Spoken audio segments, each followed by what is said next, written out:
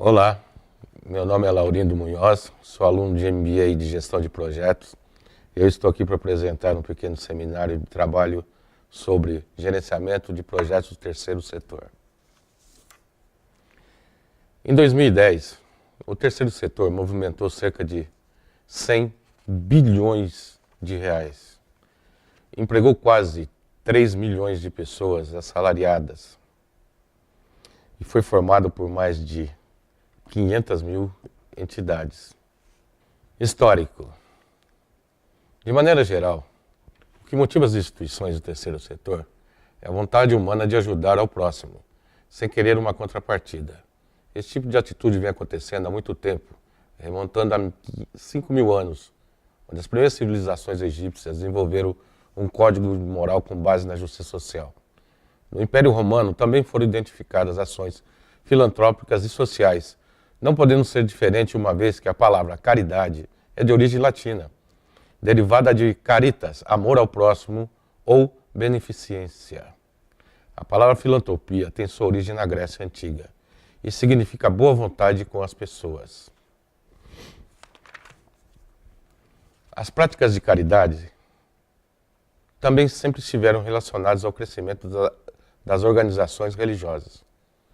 Nos primórdios das primeiras igrejas cristãs, já existiam fundos de amparo aos pobres, viúvas, órfãos, enfermos e prisioneiros. Na cultura islâmica, a filantropia foi utilizada como motivadora para a construção de grandes hospitais, onde pacientes indigentes recebiam 5 peças de ouro quando tivessem a alta. A partir de 1948, há uma inversão de valores. Uma vez que o Estado aumenta a sua participação nos setores assistenciais, o papel do setor voluntário passa a ser percebido como suplementar aos serviços do Estado e não mais paralelo. A atuação do setor voluntário foi então reduzida na medida que o Estado assumia hospitais e outros serviços, oferecendo atendimento mais completo e descentralizado deste trabalho social. Neste momento da história, o terceiro setor passa a atuar em segundo plano. Assim, na década de 1990, é que o terceiro setor surge como portador de uma nova e grande promessa, ou seja, a renovação do espaço público, resgate da solidariedade e da cidadania, a humanização do capitalismo e, se possível, a superação da pobreza. Uma promessa realizada através dos atos simples e fórmulas antigas, como o voluntariado e filantropia, revestidas de uma roupagem mais empresarial, prometendo-nos implicitamente um mundo onde são deixados para trás os antagonismos, conflitos entre classes e, se quisermos acreditar, promete-nos muito mais. Para ilustrar o quanto as organizações do terceiro setor apresentam-se em quantidades expressivas, em 2005, a Fundação Getúlio Vargas de São Paulo efetuou um levantamento nacional das organizações não governamentais. Esse estudo foi denominado Mapa do Terceiro Setor e trata-se de um cadastramento espontâneo dessas organizações visando reunir o maior número possível de entidades sociais. Com relação às áreas de atuação em que os projetos capitaneados por essas entidades são incluídos, destaque são aqueles destinados à educação e pesquisa, com 25%, assistência e promoção social, com 17%, e desenvolvimento comunitário, social e econômico, com 15% do total dos projetos, conforme se verifica no gráfico abaixo. Sintetizando, o primeiro setor é o governo, que é responsável pelas instituições governamentais das esferas municipal, estadual e federal com recursos públicos para fins públicos. O segundo setor é o privado, responsável pelas questões individuais, organizações que visam lucro, recursos privados para fins privados. O terceiro setor nasce de uma aglutinação das organizações da sociedade civil, conforme a natureza dos seus projetos e seus objetivos. Cidadãos reunidos em associações voluntárias, com recursos privados e públicos para fins públicos. Assim temos nossa sociedade dividida em 3 setores. Como podem perceber pelo gráfico mostrado, as intersecções desses vários setores, onde eles se interligam e mostram as empresas e as fundações que aparecem. Origem dos recursos. Pelo gráfico mostrado, podem-se perceber os percentuais privados em 33%, próprio 46%, público em 21%, que são destinados para esses projetos. Do projeto em si. O projeto é um conjunto de atividades temporárias realizadas em grupo, que é destinado a produzir um produto, serviço ou resultado único.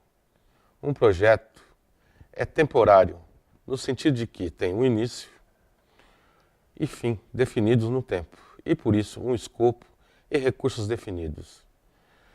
É de que não se trata de uma operação de rotina, mas é um conjunto específico de operações destinadas a atingir um objetivo em particular.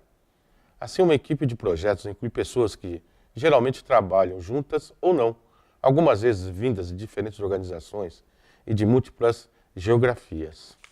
O problema principal, como podem ver na imagem, o problema maior é a falta de recursos humanos capacitados, gerando em sentido horário, gerenciamento inadequado, falta de dinheiro, insuficiência de resultados. Isto aqui é um círculo vicioso. Não obstante, as ações de desenvolvimento organizacional do terceiro setor fundamentam-se na suposição de que a gestão organizacional e o seu principal ponto fraco, sendo assim a capacitação em gestão, é a principal arma para que este desempenhe plenamente o seu papel esperado. O desenvolvimento de um crowdfunding, a construção de um processo de recrutamento de voluntários ou um evento de capacitação de recursos são todos considerados projetos. A seguir vocês podem notar a arquitetura genérica na imagem da entidade do terceiro setor, patrocinadores, doadores, parceiros, beneficiários, outras entidades do terceiro setor, governos, voluntários, fornecedores e doadores, todas também se interligando e indo para um ponto focal único. A seguir vocês podem apreciar a imagem da estrutura corporativa genérica da montagem de uma estrutura de um terceiro setor. Framework de gerenciamento com todas as suas fases de captação, de contratação, preparação e organização, execução, monitoramento e também de prestação de contas e do encerramento desse projeto. Bem, agora a gente vamos falar das fases de gerenciamento para o terceiro setor, baseada no PMO. A primeira seria a capacitação, onde você tem a identificação de oportunidades, elaboração de propostas e negociação. Uma segunda etapa, vocês podem apreciar pela imagem, seria a contratação.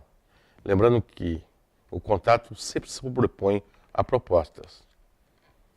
Logo em seguida, vem a organização e preparação. Aqui tem uma dica sobre um template e projetos prontos. A primeira imagem do template, você pode ver a solidez, a consistência, as descrições sumárias e erros mais comuns que podem acontecer dentro do escopo. Uma segunda imagem, continuação dos templates. Aí a questão do mérito. Numa terceira imagem, o critério de governança interna e sustentabilidade. Em seguida, dentro das nossas pastas de execução, você vai ver uma dica que tem apenas um responsável pelo projeto. Não se deve agrupar mais de uma pessoa nas questões de ordens e determinações. Em seguida, você tem o monitoramento e controle. Uma dica é façam regularmente um follow-up meeting de todas as ações que você está executando. Dicas de um follow-up meeting.